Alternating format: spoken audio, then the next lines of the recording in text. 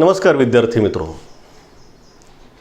आजच्या तासिकेमध्ये आपण संधी विचारातील विसर्ग संधी या घटकाचा अभ्यास करणार आहोत. यापूर्वीच्या काही तासिकांमधून आपण संधी या घटकांतर्गत स्वरसंधी आणि व्यंजन संधी हे दोन प्रकार अभ्यासलेले आहेत. स्वरसंधी म्हणजे काय, स्वरसंधीचे निरनिराळे प्रकार कोणते, त्याचसोबत व्यंजन संधी म्हणजे काय आणि व्यंजन संधीचे निरनिराळे प्रकार कोणते, हे घटक आपण विस्ताराने उदाहरणांसह अभ्यासलेले आहेत. तेव्हा मित्रहो, आजच्या तासिकेमध्ये आपण सुरुवात करणार आहोत विसर्ग संधी.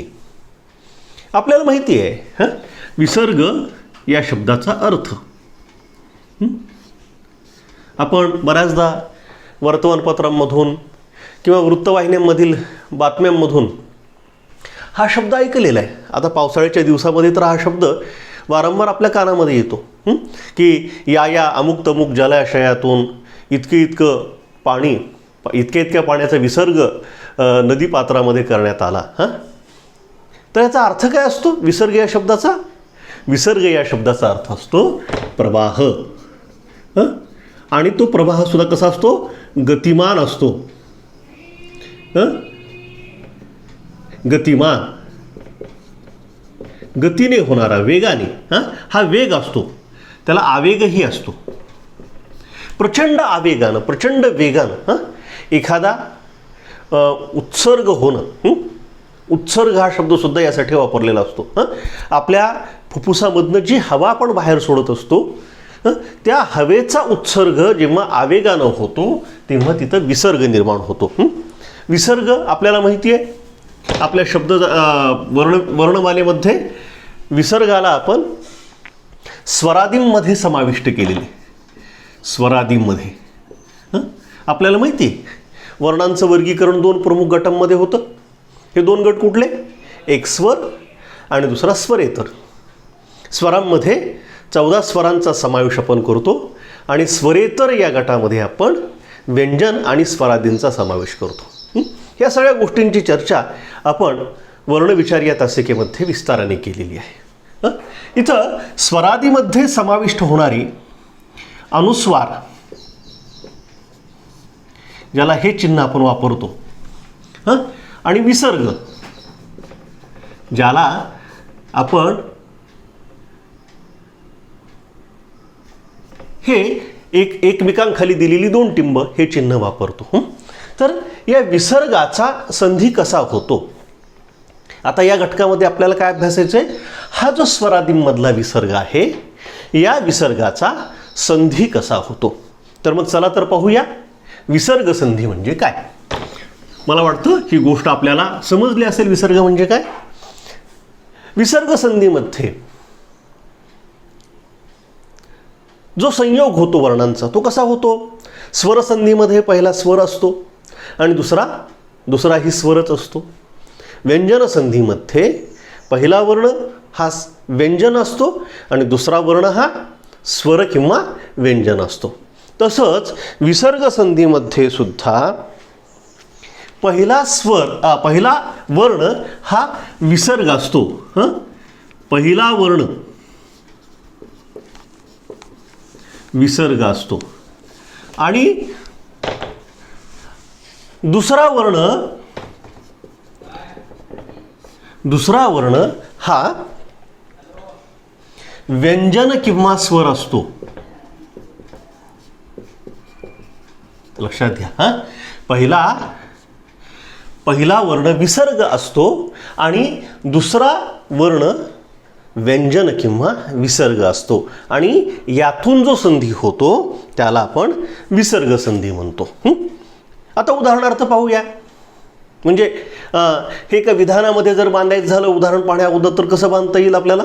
असं म्हणता येऊ शकतं. पहा, एकत्र येणाऱ्या वर्णातील पहिला वर्ण विसर्ग, एकत्र येणाऱ्या वर्णातील पहिला वर्ण विसर्ग व दुसरा वर्ण व्यंजन किंवा स्वर असतो तेव्हा तेथे विसर्ग संधी होतो. ही संधीची, विसर्ग संधीची संधी या प्रकाराची ढोबळ कल्पना आहे.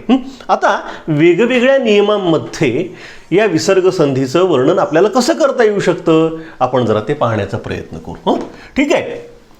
आता इथं पाहू आपण विसर्ग संधी विषयक पहिला नियम. नियम क्रमांक 1. काय म्हणतोय हा नियम क्रमांक 1?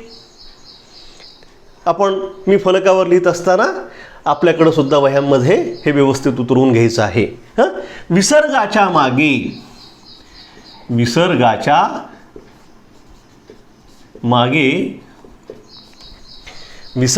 मागे अ हा स्वर, विसर्गाच्या मागे अ हा स्वर असून पुढे, मागे अ हा स्वर असून पुढे मृदू व्यंजन आल्यास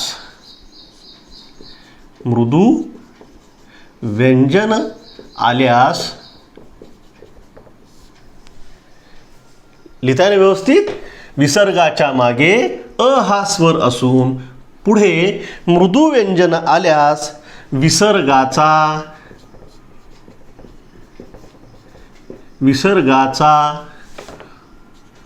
ऊ होतो.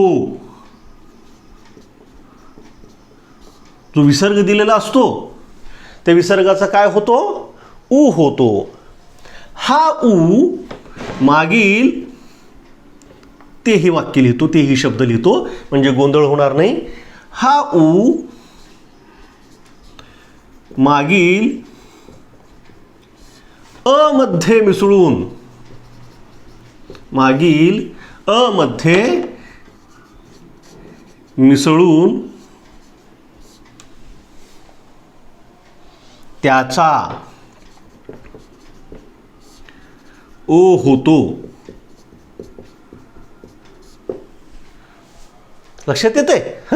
उदाहरण पाहिल्यानंतर आणखीन व्यवस्थित लक्षात घेईल. नियम व्यवस्थित उतरून घ्या. नीट उतरून घेणं आणि समजून उतरून घेणं खूप महत्त्वाचं आहे. काय लिहिले आपण? विसर्गाच्या मागे अ हा स्वर असून पुढे मृदू व्यंजन आल्यास विसर्गाचा ऊ होतो. हा ऊ मागील अ मध्ये मिसळून त्याचा ओ होतो. आता आपण मृदू व्यंजन म्हणजे काय पाहिलेली आहेत, कठोर व्यंजन म्हणजे काय पाहिलेली आहेत. त्याचं पुन्हा इथं पुनरावृत्ती मी करत नाही. अडचण असेल तर तुम्ही विचारू शकता मला, काही अडचण नाही. विसर्गाचा ऊ होतो आणि मागच्या वर्णामधील जो अ आहे त्या अ मध्ये हा ऊ मिसळतो आणि अ अधिक ऊ बरोबर ओ. हे गणित आपल्याला संधिविषयक माहिती आहे. तर या पद्धतीची प्रक्रिया होते आणि त्याचा ओ होतो. या प्रकाराला यालाच काय म्हणतात? विसर्ग उकार संधी म्हणतात. काय म्हणतात त्यालाच? विसर्ग उकार संधी. नियम कळाला? काय लिहिले ते फलकावर कळालं? उदाहरण पाहू म्हणजे आणखीन विस्तारण कळेल. आता उदाहरण पाहू आपण. खाली यशः अधिक धन बरोबर यशोधन असा संधी होतो. आता हा कसा झालेला आहे? आता हे कसं झालेलं आहे? यशः अधिक धन यशोधन कसं झालेलं आहे पहा. इथं विसर्ग. नियम काय पाहिलेला आपण? विसर्गाच्या मागे अ, विसर्गाच्या मागे श आहे. श मध्ये काय कुठला स्वर असतो? अ हा स्वर असतो. बरोबर आहे. विसर्गाच्या मागे अ आहे आणि पुढे ध हे मृदू व्यंजन आलेलं आहे. त्यामुळं काय होतं? हा जो विसर्ग आहे या विसर्गाचा लोप होतो, नष्ट होतं, नाहीच होतं. लोप होणं म्हणजे आणि विसर्गाचा होतो ऊ. हा ऊ या मागील वर्णामध्ये असणाऱ्या स्वरामध्ये मिसळतो. श मध्ये अ आहे, श अधिक अ अधिक ऊ आणि याची बेरीज येते, याचं उत्तर येतं ओ. आणि त्यामुळे इथं बघा यशोधन ओ, इथं हा ओ आपल्याला दिसतो. यशोधन इतका सोपा आहे हा विसर्ग उकार संधी. लक्षात आलं? ठीक आहे ना. आता आपण आणखीन काही उदाहरणं याची फलकावर लिहू, म्हणजे मग मी फक्त लिहित सोपा असल्या कारणानं त्याचं फार स्पष्टीकरण मला वाटतं द्यायची आवश्यकता नाही. तरी उदाहरणं पाहिल्यानंतर आपल्याला लक्षात येऊ शकतं. अधः अधिक वंदन, वदन, वंदन नाही बरं का, माफ करा, अध अधिक वदन. उत्तर आहे अधो वदन. खाली मान घालून उभारणे, विनम्रता, अधोवदन या अर्थानं हे असतं ना. आपण श्रद्धांजली वाहताना किंवा ज्येष्ठ व्यक्तींसमोर बोलत असताना अधोवदनाने बोलतो. आदरार्थी असतं ते. त्याला काय म्हणायचं? अधोवदन. तेज अधिक निधी, तेजो निधी.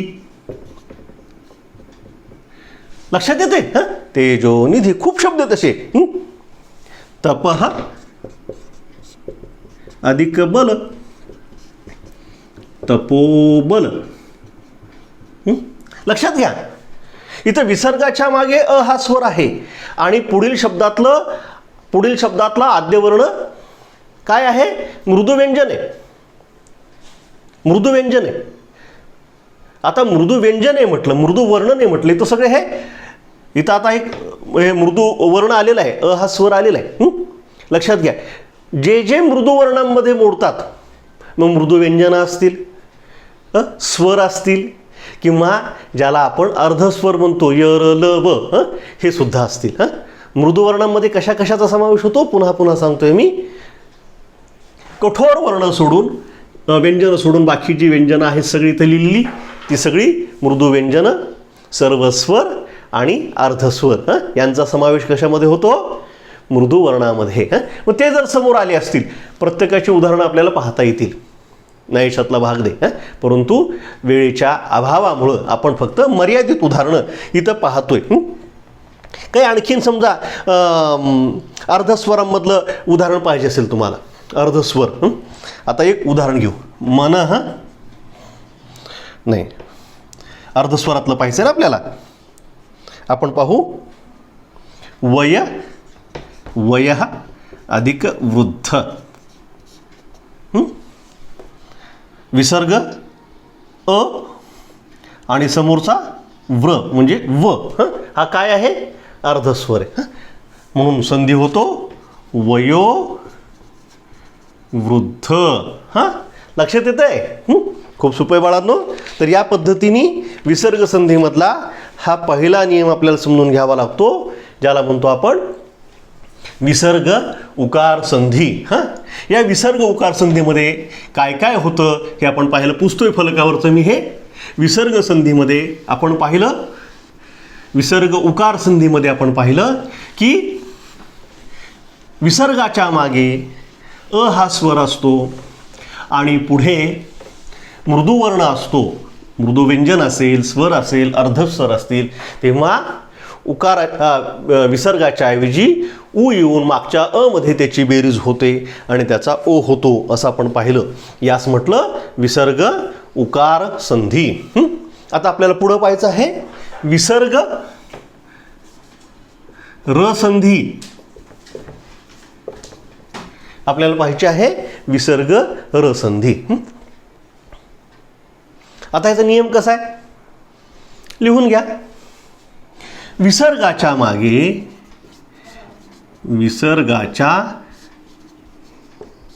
मागे अ आणि आ यांच्या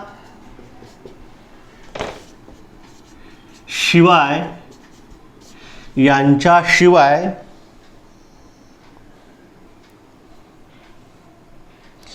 कोणताही स्वर असून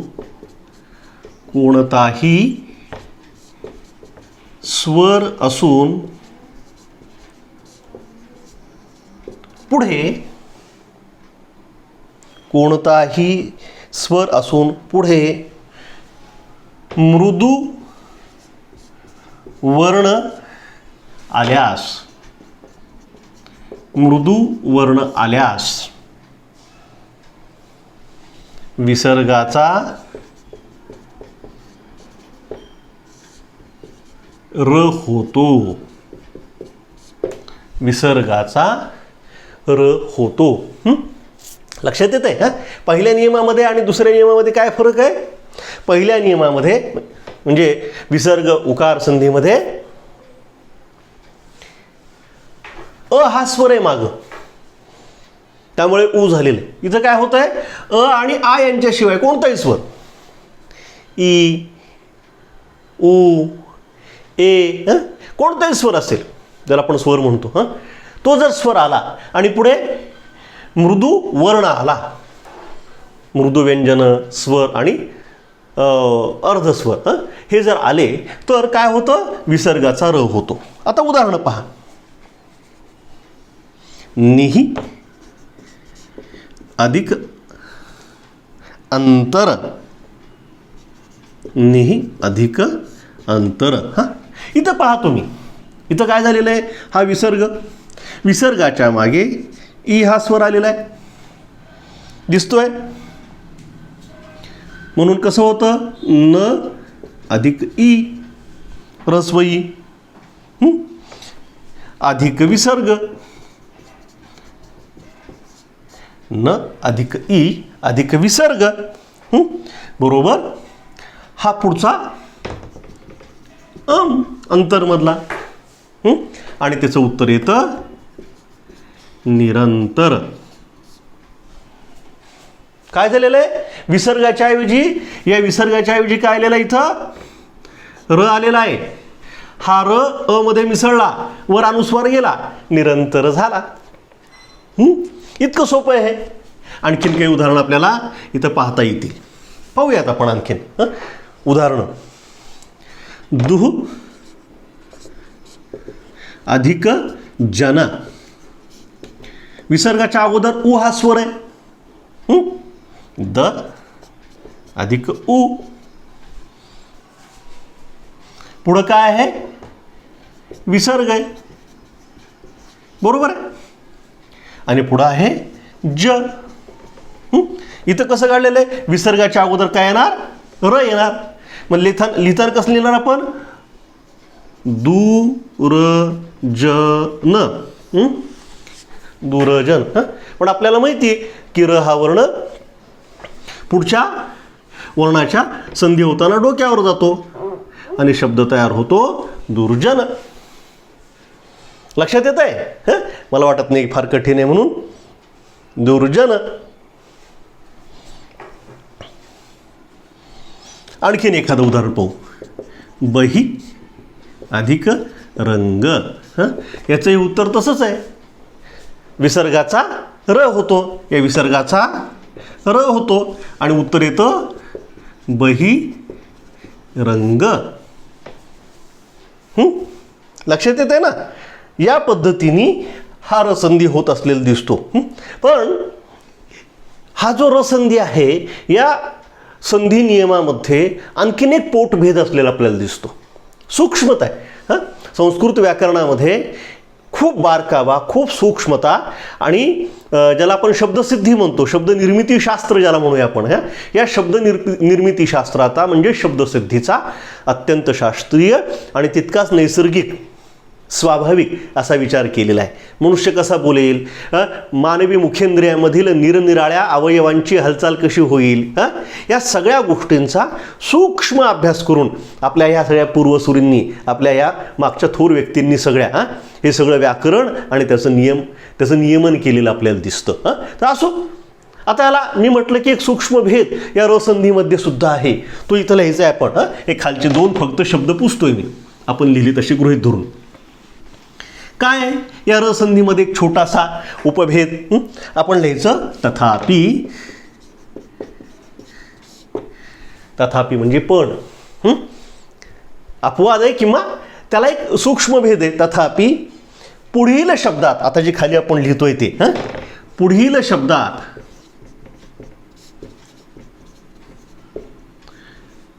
दावर अनुस्वार द्यायला विसरायचं नाही. कारण अनेक शब्द लिहिणार आहेत अनुस्वार हा अनेक वचनासाठी सुद्धा आपण वापरत असतो. जेव्हा आपण अनुस्वार विषयक, ऱ्हस्व दीर्घ विषयक, लेखन विषयक नियम अभ्यासू ना, तेव्हा हे पाहूया. पण आता सवय लावून घ्या. पुढे जे अभ्यासायचे त्याची सवय आता जर केली तर उत्तमच आहे, वाईट काय त्याच्यात. दावरचा अनुस्वार विसरायचा नाही, कारण आपण एकापेक्षा अधिक शब्द खाली लिहिणार आहोत. पुढील शब्दात पहिला वर्ण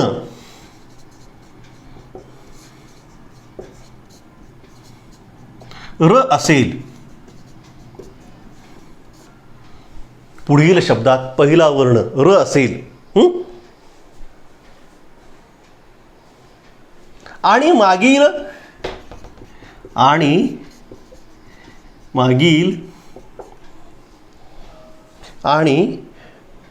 मागील स्वर ऱ्हस्व असेल, मागील स्वर ऱ्हस्व असेल तर सोपं आहे, त्या ऱ्हस्व स्वराचा दीर्घ स्वर होतो. एवढाच बदल आहे फक्त. बदल काय लक्ष इकडं.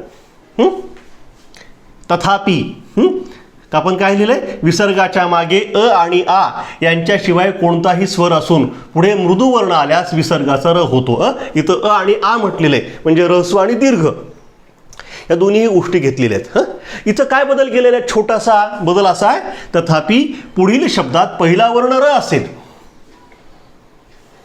जोडायचा. पुढील शब्दातला आद्य वर्ण, पहिला वर्ण र असेल आणि मागील स्वर ऱ्हस्व असेल तर त्या ऱ्हस्व स्वराचा दीर्घ होऊन संधी होतो. हा इतका सोपा नियम आहे.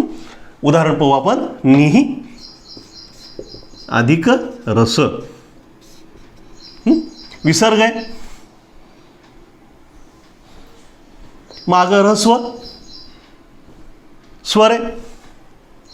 स्वर कुठला आहे, अ आणि आ शिवाय, परंतु ऱ्हस्व आहे, ई, आणि पुढं र आलेला आहे. पुढं र आलेला आहे. त्यामुळे या नीचा काय होईल, या विसर्गाचा लोप होईल आणि या नीचा ऱ्हस्वनीचा काय होईल, दीर्घनी होईल आणि शब्द तयार होईल नीरस. आले लक्षात. विसर्गाचा लोप झाला आणि मागच्या वर्णामधील ऱ्हस्व स्वर दीर्घ स्वरामध्ये परावर्तित झाला. इथं ऱ्हस्व हा पहिला नी आहे, ई आहे, आणि इथं हा दुसरा आहे, नीरस. या पद्धतीने इथं परिवर्तन झालेलं आपल्याला दिसतं. एखादं आणखीन उदाहरण पाहू. नीरव, नी अधिक रव, या विसर्गाचा लोप आणि नी दीर्घ झाला. नीरव, नीरव. नीरव हे विशेषण आहे. नीरव शांतता म्हणतो आपण. शांतता आहे, परंतु कशी शांतता आहे, नीरव शांतता. अजिबातही आवाज येत नाही, अजिबातही आवाज येत नाही असा नीरव ह्या शब्दाचा खूप अगदी टोकाची शांतता, नीरव शांतता असा त्याचा अर्थ आहे. तेव्हा हा आहे रसंधी. या रसंधीची उदाहरणं आपण पाहिली. दोन नियम आपण पाहिलेले ते पुस्तोय फलकावरचं. ठीक आहे ना, लक्षात येत असेल मला खात्री आहे. अडचणी येत असतील तर माझ्या चॅट बॉक्समध्ये आपण टाकू शकता. आपल्या ज्यांनी चॅनल सबस्क्राईब केलेले त्यांच्यापाशी ह्या सगळ्या गोष्टी आहेत. माझा व्हॉट्सअपचा नंबरही त्यामध्ये आहे. आपण आपल्या शंका तिथं उपस्थित करू शकता. आणखीन एक 2-3 आता हे अ आ आणि विशिष्ट स्वरांशी निगडीत असणारे असे हे 2 नियम होते विसर्ग संधीचे. आता विशिष्ट अक्षराशी निगडीत असणारे विसर्ग संधी विषयक असणारे 2-3 नियम आहेत, छोटे छोटे, आपल्याला ते अभ्यासायचे. लिहा. नियम क्रमांक 3. विसर्गानंतर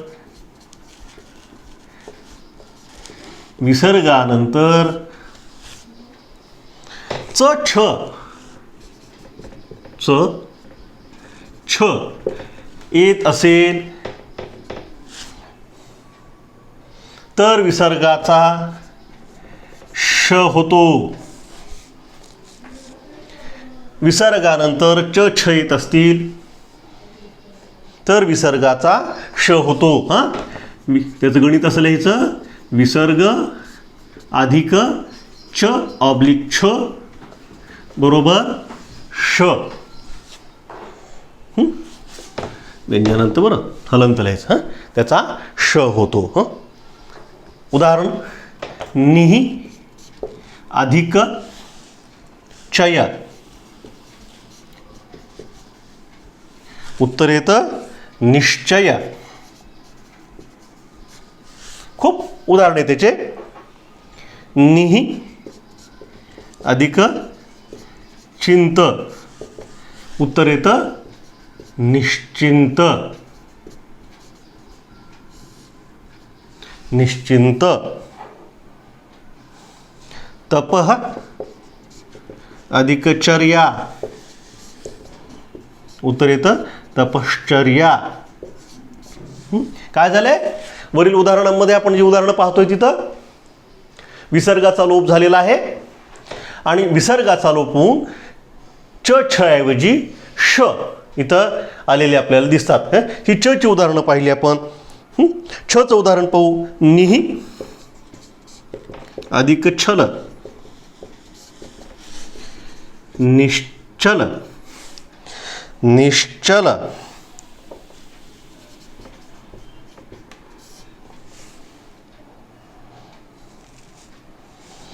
अनेक उदाहरणे तशी. हे झालं च च्या बाबतीत. च या व्यंजनापुढं च छ आल्यास त्याचा श होतो, हे आपण पाहिलं. आता आपण पाहणार आहोत पुढील अक्षर, पुढचा नियम. हे पुसतोय मी. तुम्ही जरा गतीने लिहून घ्यायचा सराव ठेवा. नियम पुढचा चौथा म्हणूया याला. विसर्गानंतर त, थ आणि क. त, थ, क आल्यास विसर्गाचा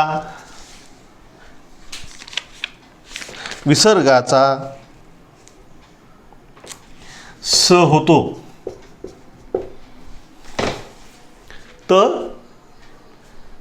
थ, क हे वर्ण आल्यास विसर्गाचा काय होतो, स होतो. उदाहरणांसह पाहू आपण, म्हणजे लक्षात येईल. मनः अधिक ताप. विसर्गानंतर त आलेला आहे आणि त्यामुळे विसर्गाच्या ऐवजी स येतो आणि संधी होतो. इथं विसर्गाच्या ऐवजी स येतोय, हा स या त मध्ये मिसळतोय आणि शब्द तयार होतोय मनस्ताप. आहे की नाही? मनस्ताप. निही अधिक तेज. या विसर्गाचा स होतोय इथं आणि उत्तर येतं निस्तेज.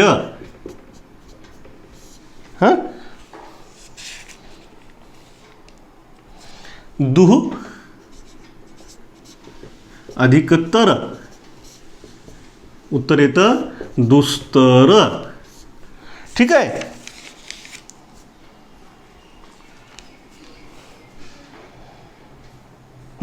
भा अधिक कर. उत्तर आहे भास्कर.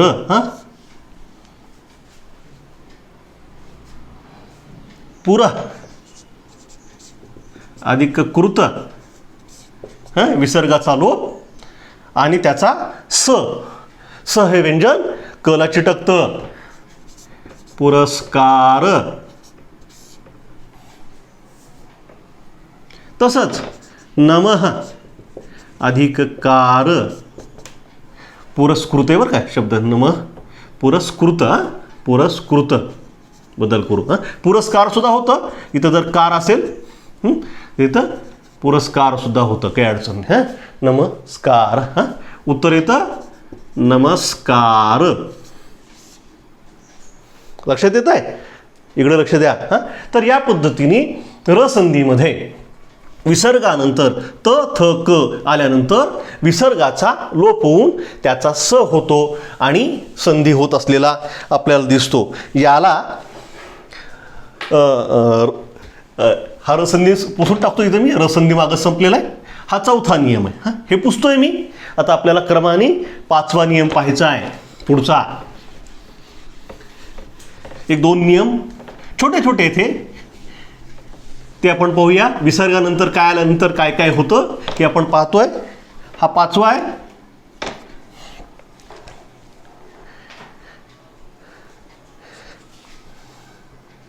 विसर्गापूर्वी लिहा वहीमध्ये. विसर्गापूर्वी इ उ ह्रस्व इ उ असतील. विसर्गापूर्वी इ उ असतील व पुढे म्हणजे पुढच्या जोडी शब्दामध्ये पुढे क ख प फ हे वर्ण येत असतील. कुठले वर्ण? क ख प फ हे वर्ण येत असतील तर विसर्गाचा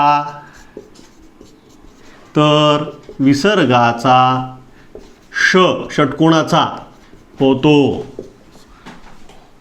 विसर्गाचा काय होतो?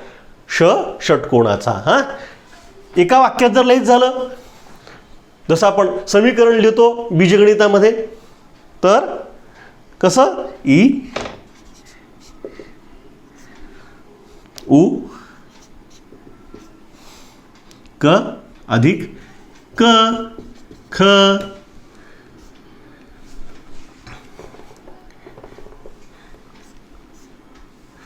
प फ बरोबर श. सोपं आहे. हां, इ उ अधिक क ख प फ असे जर वर्ण येत असतील ना तर त्याचा काय होतो? षटकोणाचा ष. हां, आपल्याला ते लिहायचं आहे. उदाहरणार्थ निही, उदाहरण पोहायचं. निही अधिक कपट. विसर्गापूर्वी इ आलेला आहे, पुढं क आलेला आहे आणि मग उत्तर झालं इथं ह्या विसर्गाचा काय झाला? श.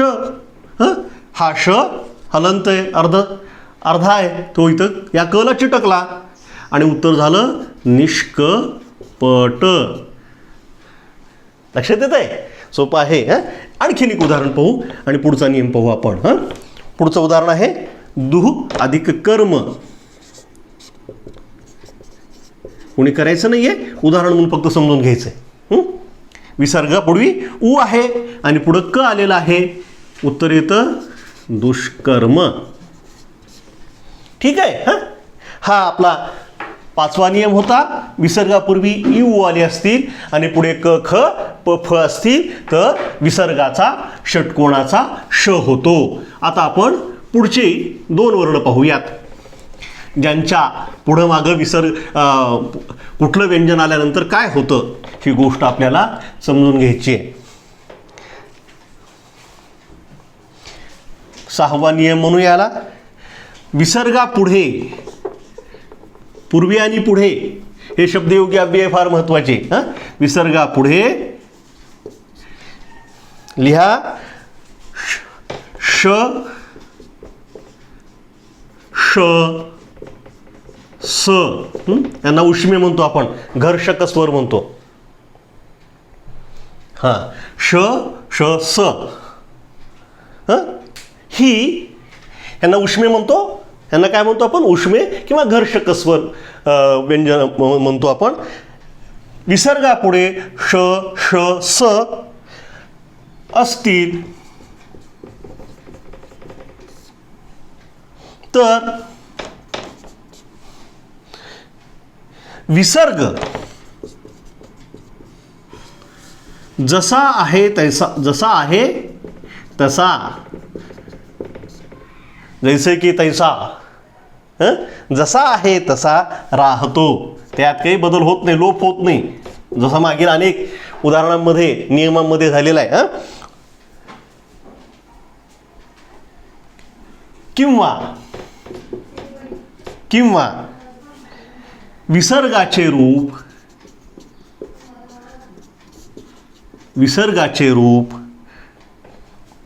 पुढे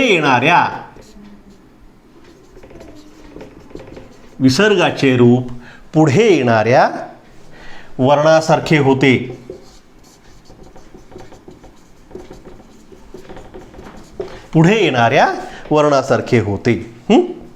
बारीक सारीक नियम येथे सूक्ष्मता आहे मगाशी सांगितलेली. काय लिहिलंय आपण? विसर्गापुढे श श स हे वर्ण असतील तर विसर्ग जसा आहे तसा राहतो किंवा विसर्गाचे रूप पुढे येणाऱ्या वर्णासारखे होते. याचं समीकरण असं, विसर्ग अधिक, ही लक्षात ठेवायची. बीजगणितामध्ये जशी समीकरणं लिहिता तुम्ही तशी ही समीकरणं समजूयात संधीतली. विसर्ग अधिक श श स बरोबर विसर्ग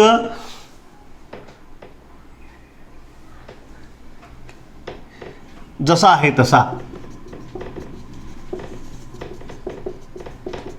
बऱ्याचदा ह्या श श स चं द्वित्तही होतं, जोडाक्षर द्वित्तही होतं. द्वित्त म्हणजे त त. तसं श च श श स. उदाहरणार्थ इथं लिहितो मी हे असं, पण हे फार लिहिलं जात नाही.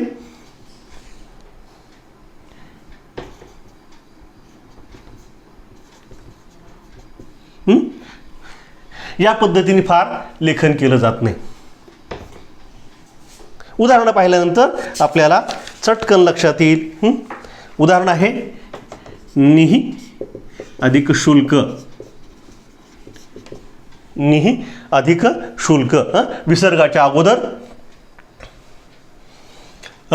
रस्व स्वर आहे आणि पुढे श हे घर्षक व्यंजन आलेलं आपल्याला दिसतं. तर विसर्ग जसा आहे तसा राहतो, काही बदल होत नाही. नि शुल्क. पण बऱ्याचदा प्रत्यक्ष उच्चार या शचा द्वित्त होतो. आपण लेखनात तो घेत नाही, फक्त सांगतोय नि शुल्क.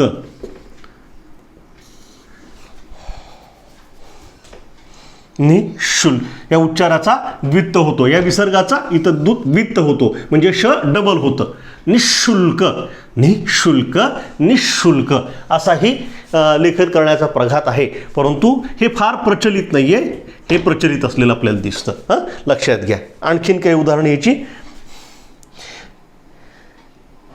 नि अधिक संकोच. निसंकोच. निसंकोच.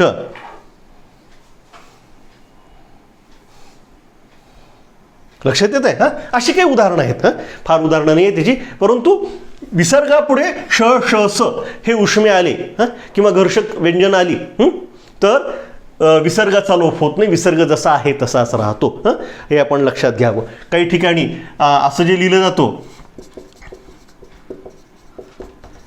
निसंकोच, हे बरोबर लेखन नाही आहे, चुकीचं लेखन आहे. हे आपण लक्षात ठेवायला हवं. तर हा विसर्ग संधी विषयक लास्ट बट वन ज्याला आपण म्हणू असा नियम होता. आता शेवटचा एक नियम पाहू आणि आपल्या विसर्ग संधी या घटकाला या ठिकाणी आपण पूर्ण विराम देऊ. कुठला आहे तो शेवटचा नियम म्हणूया किंवा काय नियमच म्हणूया. विसर्गापुढे क ख फ क प फ क ख प फ हे वर्ण असतील, हे वर्ण असतील तर विसर्गात परिवर्तन होत नाही. विसर्गात परिवर्तन होत नाही.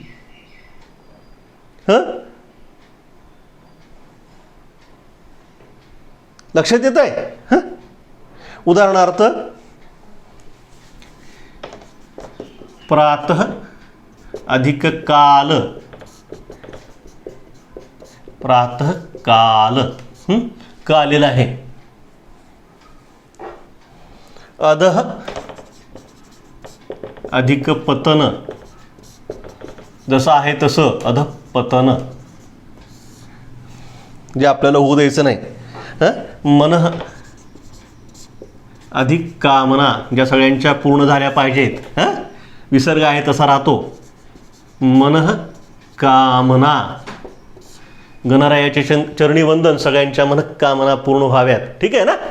इथं विसर्गाचा लोप होत नाही, परिवर्तन होत नाही, जसं आहे तसं राहतं. असा हा विसर्ग संधी विषयक नियम असलेला आपल्याला दिसतो. तर विद्यार्थी मित्र हो, अशा पद्धतीने विसर्ग संधी विषयक आपण साधारणतः हे 7 नियम या ठिकाणी पाहिलेले आहेत. त्यातले पहिले जे 3 नियम आहेत, तसे सर्वच नियम महत्त्वाचे असतात, परंतु पहिले 3 नियम आपण विशेषत्वानं लक्षात ठेवावेत. विसर्ग उकार संधी, विसर्ग र संधी वगैरे जे नियम आपण पाहिले, मला असं वाटतं क्या उदाहरणांसह आपण या सगळ्या गोष्टी समजून घेतलेल्या आहेत. सरावाअंती, सतत केलेल्या सरावाअंती आपल्याला हे सगळे नियम खास करून लक्षात राहतील. तेव्हा संधी विचार हे आपल्या घटकांतर्गत असणारे संधीचे जे निरनिराळे प्रकार आहेत, स्वरसंधी, व्यंजनसंधी आणि विसर्गसंधी, या तीनही नियमांना आपण व्यवस्थित समजून घेतलेलं आहे. मला खात्री आहे आपल्याला हे सगळ्या नियमांचं स्वरूप नीट लक्षात आलं असेल. आलं नसेल, काही शंका असतील, अडचणी असतील, तर जरूर आपण त्या शंका माझ्यापाशी उपस्थित कराव्यात. आपण रोज वेगवेगळ्या तासिकांमध्ये एकमेकांशी भेटत बोलत आहोतच. शंका उपस्थित कराव्यात आणि मी माझ्या परीनं आपल्या शंकांचं उत्तर देण्याचा प्रयत्न करेन. मला खात्री आहे आपल्यापैकी अनेकांनी मायबोली मराठी हे माझं यूट्यूब चॅनलही सबस्क्राईब निवडलेलं आहे, स्वीकारलेलं आहे. त्यातही हे सगळे व्हिडिओ आपण अपलोड करत आहोत. ज्यांना फलकावर लिहिलेलं इंटरनेटच्या प्रॉब्लेममुळे कदाचित थोडं दिसत नसावं असं काही असेल, तर हे आपण व्हिडिओही सातत्याने पाहावेत अशी एक विनंती करतो आणि आजची तासिका संपवतो. धन्यवाद.